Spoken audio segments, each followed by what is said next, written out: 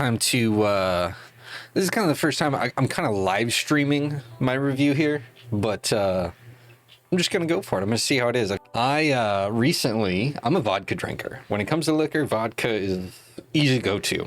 Pretty simple.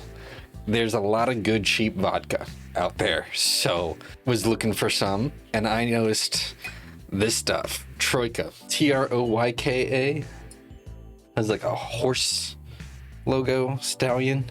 And when I look at it, I notice product of Mexico. I've never seen vodka come out of Mexico. I've seen it come out of Poland, Russia, of course, all over America. There's so many local Texas brands that are so good, but Mexico? I've never had Mexican vodka before, but this was a brand new item in the liquor store, and the guy was recommending it pretty hardcore when I brought it to the counter. He was playing it up, but it's also, I don't know if it's distilled from sugar cane. I don't know, it's interesting. As you can tell, I've had it maybe a week, and it's already towards the bottom, so, but a review always has to have me drinking it. Now, one thing about this, generally I like my vodka plain. I like it like water, like most people. Sometimes I like a little bit of a back end, maybe a little sweetness, a little some, but not generally much. This, there's a spice to it at the end. There's a certain type of bite at the end that just, we'll see.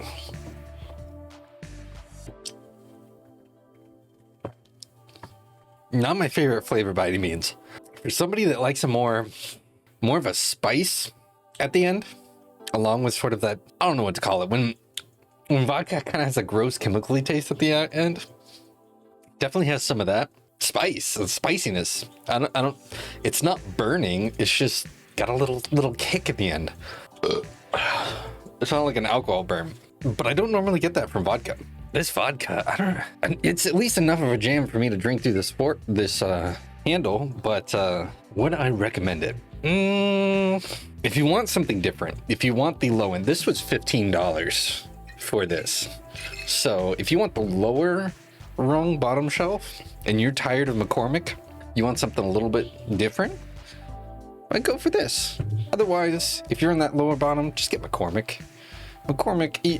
I had a buddy who he bought a bottle of Grey Goose and would fill it with McCormick and trick guests thinking that they were having Grey Goose, the expensive stuff, when really it was McCormick. He found through taste tests that people really could not tell the difference at all between Grey Goose and McCormick.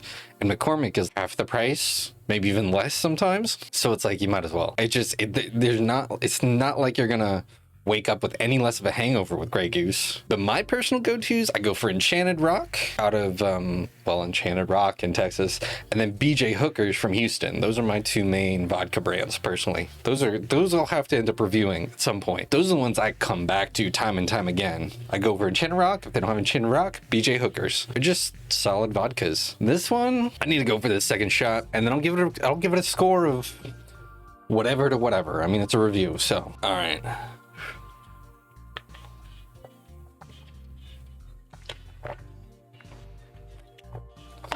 You know it's got a bad aftertaste when I'm having to chase it like that.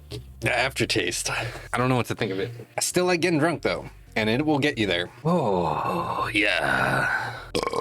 Excuse me. This 6.5, 7. That's what I'm feeling in my head.